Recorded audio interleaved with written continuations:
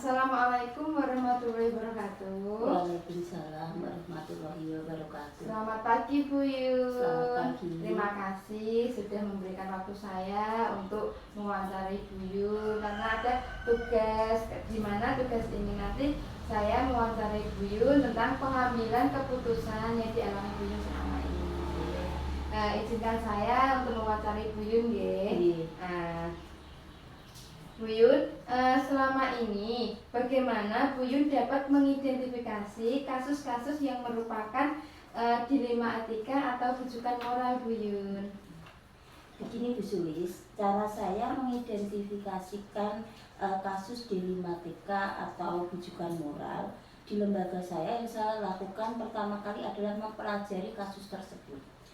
Yang pertama kita pelajari dulu kasus tersebut, terus yang kedua kita simpulkan kasus yang telah terjadi, dan dari kesimpulan tersebut itu saya gunakan sebagai bahan pertimbangan atau bahan acuan dalam menindaklanjuti di dalam saya mengambil keputusan, baik itu kasus dilematika maupun rujukan moral gitu. Selanjutnya, selama ini bagaimana Bu Yun menjalankan pengambilan keputusan di sekolah Bu Yun, terutama untuk kasus-kasus di mana ada dua kepentingan yang sama-sama benar atau sama-sama mengandung nilai kebajikan Bu Yun? Begini, dalam pengambilan keputusan saya tetap di dalam mengambil keputusan itu saya tetap memperhatikan nilai kebajikan yang universal. Maksudnya begini, nilai-nilai itu saya jadikan acuan di dalam pengambilan keputusan yang nantinya di dalam pengambilan keputusan itu akan berdampak yang positif dan terciptanya lingkungan yang aman dan kondusif di lingkungan sekolah saya. Begitu juga dalam pengambilan keputusan dilematika atau rujukan moral itu harus berdasarkan fakta-fakta yang ada. Misalkan siapa yang terlibat, gimana analisa kebenarannya, terus baru kita bisa mengambil solusi alternatif yang terbaik agar dapat keputusan yang saya ambil itu tepat dan bisa dijadikan untuk refleksi ke depannya. Berarti nilai universalnya ya Bu ya. Iya. Selanjutnya, langkah-langkah atau prosedur seperti apa yang biasa Bu Yun lakukan selama ini? Prosedur yang saya lakukan adalah bahwa di dalam mengambil keputusan atau masalah itu kita harus sesuai dengan porsinya. Maksudnya begini, tidak semua masalah itu dalam menyelesaikan kita libatkan kepada semua pihak, tapi kita lihat dulu permasalahannya. Apakah masalah itu bersifat individu atau masalah itu bersifat umum. Kalau memang masalah itu bersifat individu, kita harus bicarakan langsung dengan orang yang berkaitan. Maksudnya biar masalah itu tidak melebar kemana-mana.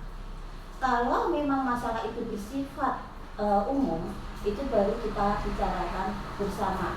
Misalkan jika masalah umum bagi sekolah, kita bicarakan dengan Bapak Ibu guru yang ada di sekolah itu, atau kita bicarakan dengan komite, atau bisa kita bicarakan dengan wali murid. Berarti sesuai dengan porsinya begitu ya Bu Iya. ya. Selanjutnya, hal-hal apa saja yang selama ini Bu Yun anggap efektif dalam pengambilan keputusan pada kasus-kasus dilema etika ini Bu Yun? Dalam pengambilan keputusan dilema etika ini, kita tetap berpegang teguh pada filosofi Bapak Ki Hajar Dewantara, yaitu ing ngarsa sung tulodo, ing madya mangunkarsa tutwuri handayani. Jadi dalam pengambilan keputusan ini saya tetap berpihak sepenuhnya untuk kepentingan siswa. Gitu. Jadi berpihak pada siswa ya Bu ya. Memang Iya. sekarang itu pada filosofi Ki Hajar Dewantara itu harus berpihak pada siswa Bu Yun ya. Hal-hal apa saja yang selama ini merupakan tantangan dalam pengambilan keputusan pada kasus-kasus dilema etika ini Bu Yun? Hal-hal apa saja? Hal-hal yang merupakan tantangan dalam pengambilan keputusan itu kadang dalam pengambilan keputusan itu merupakan dilema bagi diri saya. Maksudnya begini, keputusan itu saya ambil, itu kadang merasa baik bagi diri saya sendiri, tapi belum tentu baik bagi orang lain gitu.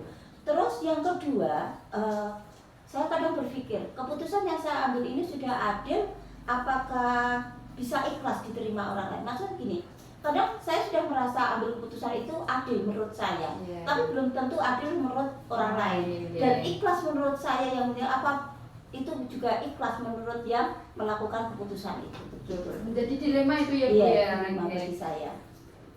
Apakah memiliki sebuah tata cara atau jadwal tertentu dalam sebuah penyelesaian kasus dilema etika ini? Apakah Bu Yun langsung menyelesaikan di tempat atau memiliki sebuah jadwal dulu untuk menyelesaikannya? Bentuk atau prosedur seperti apa yang Bu Yun lakukan selama ini? Begini Bu Sulis, dalam pengambilan keputusan tentang masalah dilema etika atau rujukan moral, saya tidak punya jadwal tertentu.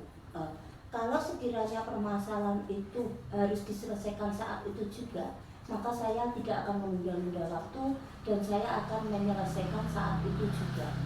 Tapi apabila keputusan itu memang betul-betul bersangkutan dengan orang banyak atau kepentingan umum, maka saya akan berusaha secepat mungkin melakukan koordinasi atau musyawarah dengan pihak-pihak yang terkait, misalkan kalau di lembaga saya dengan Bapak Ibu guru atau dengan komite atau dengan orang tua wali murid, sehingga keputusan yang saya ambil itu bisa tepat. Gitu. Adakah seorang Bu atau faktor-faktor apa saja yang selama ini mempermudah dan membantu Bu Yun dalam mengambil keputusan dalam kasus dilema etika ini, Bu Yun? Begini, dalam pengambilan keputusan itu kan saya kadang tidak bisa langsung memutuskan sendiri, tapi kita perlu bantuan dari rekan sejawat, misalkan Bapak Ibu guru, komite atau orang tua wali murid. Alhamdulillahnya di sini Bapak dan Ibu guru, komite, wali murid selalu siap apabila saya membutuhkan dalam menyelesaikan suatu permasalahan. Apabila saya tidak bisa memutuskan sendiri. Begitu ya Bu Yun ya. Dari semua hal yang telah disampaikan Bu Yun, pembelajaran apa sih yang Bu Yun petik dari pengalaman Bu Yun mengambil keputusan dilema etika ini, Bu Yun? Pembelajaran yang saya ambil, yang pertama yaitu bahwa pengambilan keputusan itu tidak bisa secara langsung saya memutuskan, tapi perlu pertimbangan. Terus yang kedua, keputusan yang saya ambil itu harus berdasarkan fakta-fakta yang ada, dan perlu ada analisa kebenarannya, terus perlu dicari solusi yang terbaik. Terus yang ketiga, keputusan yang saya ambil itu diharapkan bisa berdampak positif bagi siswa, guru, dan lembaga saya sendiri. Gitu. Begitu ya Bu Yun. Jadi selama ini Bu Yun kan menjadi kepala sekolah TK Bina Mulia. Jadi untuk kasus-kasus dilema etika, rujukan moral itu juga harus memperhatikan kasus yang sebenarnya itu dan kerjasama dengan rekan-rekan sejawat, orang tua wali murid, komite. Jadi permasalahannya bisa terselesaikan dengan baik dan positif. Betul. Terima kasih ya Bu Yun. Maaf mengganggu waktunya. Saya menjadi tahu bagaimana sih cara menyelesaikan masalah-masalah yang ada di lembaga. Dan saya bisa belajar dari Bu Yun. Terima kasih ya Bu Yun atas waktunya. Sehat selalu. Terima kasih. Wassalamualaikum warahmatullahi wabarakatuh. Waalaikumsalam warahmatullahi wabarakatuh.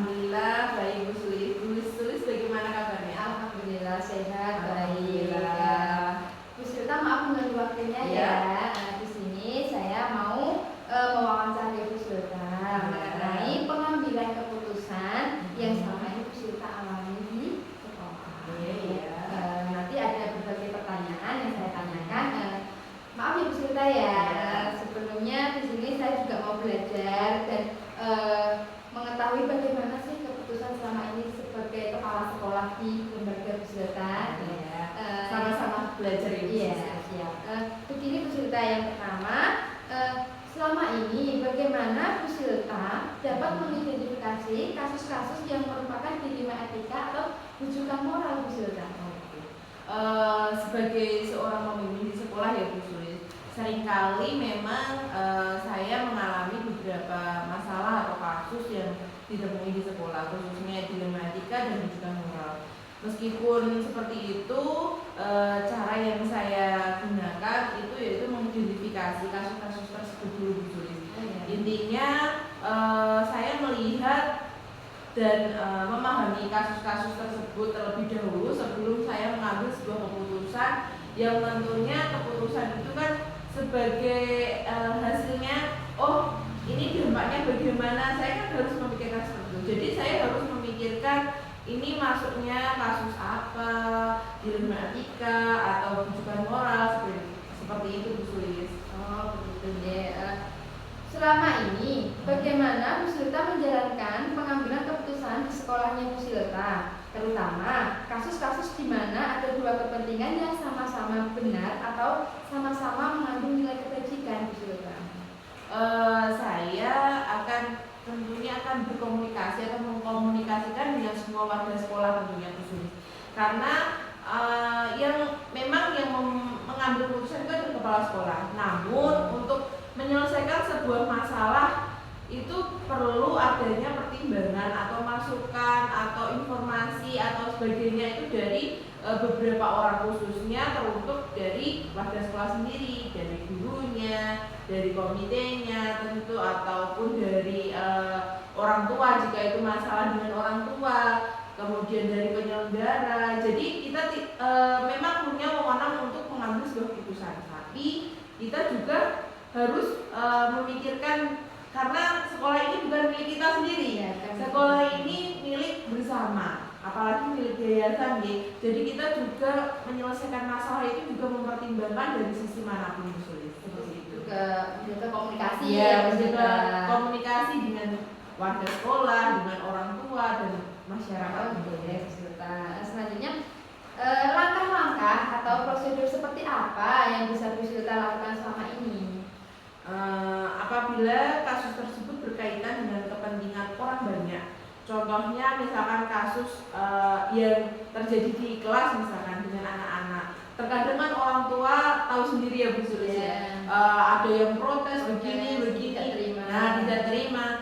Sebagai seorang kepala sekolah kita harus gercep, bahasa sekarang itu satset ya. Kita harus cepat mengambil keputusan, karena apa? Memang sebuah keputusan itu memang perlu kita ambil, ada yang sesaat dan pasti harus langsung diambil sesaat tanpa memikirkan yang lain ya. Ada juga pengambilan keputusan yang perlu kita mempertimbangkan dari sisi sana seperti itu. Jadi perlu pertimbangan. Saya mengambil keputusan itu tentunya juga memerlukan komunikasi juga Bu Sulis, kembali lagi ke komunikasi dengan seluruh warga sekolah, seperti itu. Selanjutnya, hal-hal apa saja yang selama ini Bu Silta anggap efektif dalam pengambilan keputusan pada kasus-kasus dilema etika ini Bu Silta?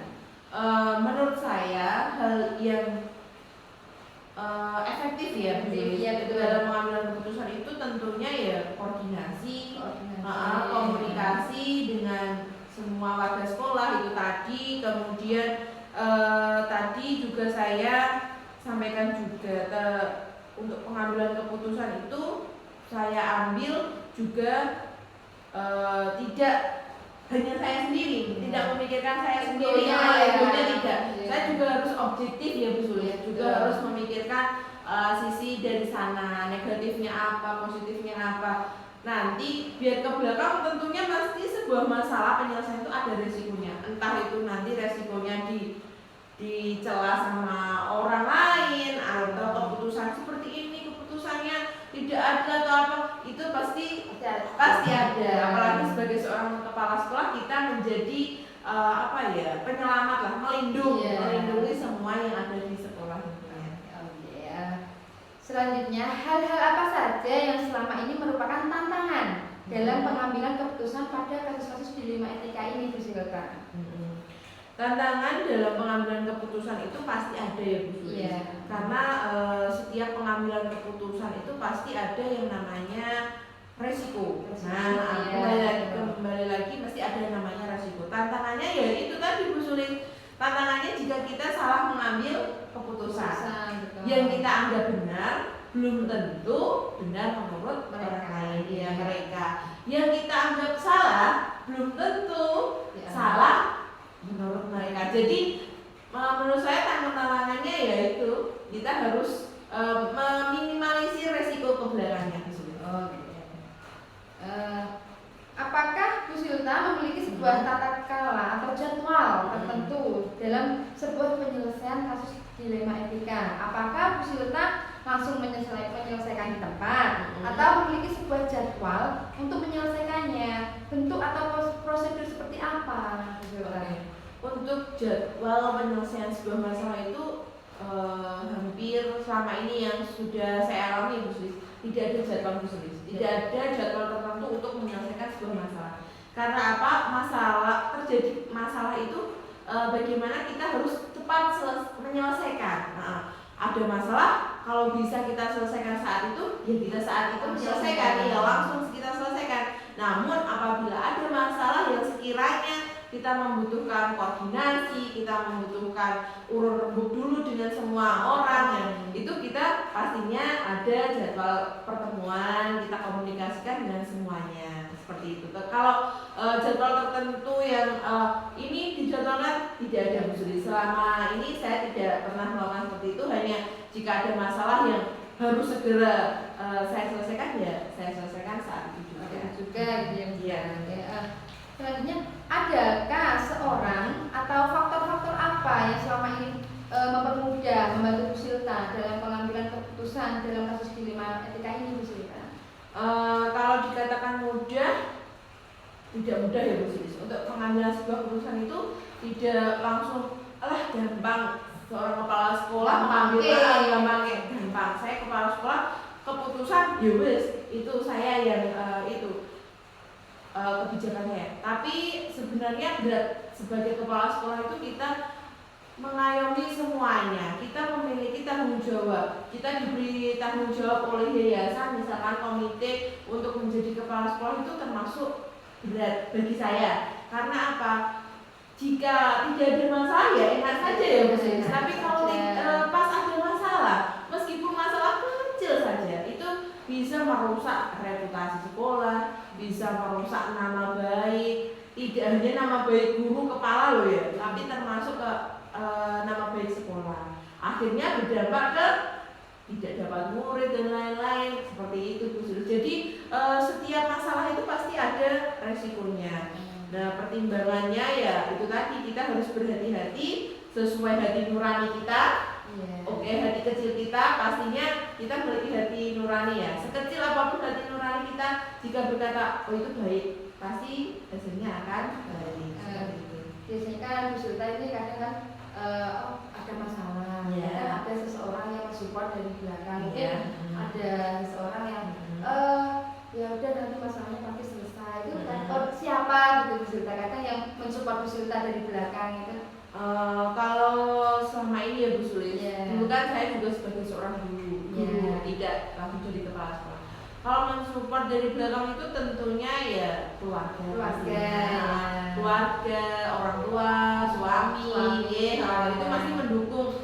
Demi kebaikan tentunya selalu mendukung. Kemudian yang menguatkan saya itu adalah anak-anak Bu Sulis. Kalau di sekolah, siswa, murid di sekolah itu yang menguatkan saya, bagaimana saya bisa mendidik, membimbing anak-anak ini menjadi tunas-tunas bangsa yang berkarakter tentunya. Bagaimana saya bisa memberikan pelayanan yang terbaik juga. Jadi supportnya itu dari keluarga, dari para guru, teman di sekolah.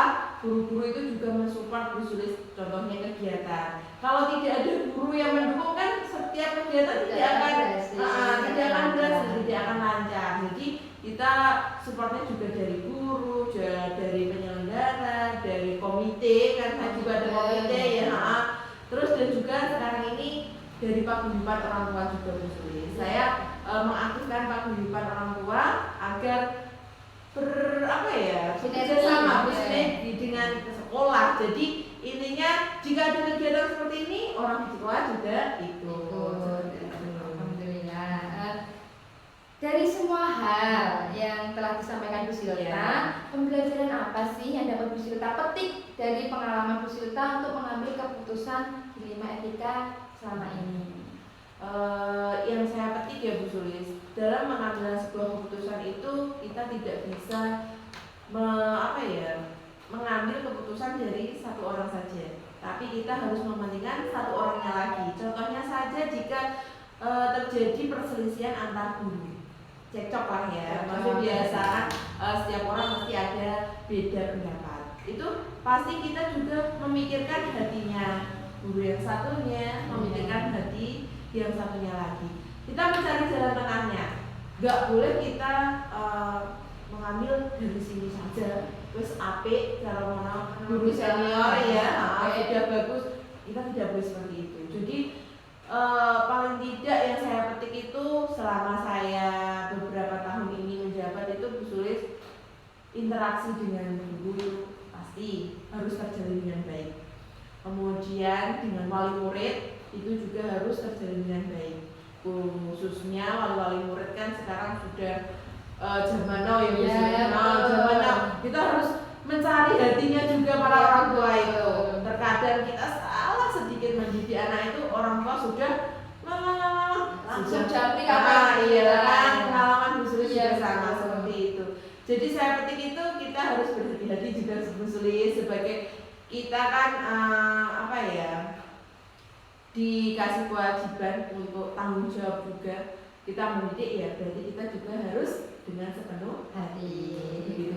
Alhamdulillah Bu Silta. Di sini saya juga merasa senang berbagi mengetahui bagaimana sih caranya mengambil keputusan itu, tidak memikirkan egonya sendiri. Nanti saya bisa belajar dari Bu Silta. Terima kasih pengalamannya Bu Silta ya. Terima kasih atas waktunya.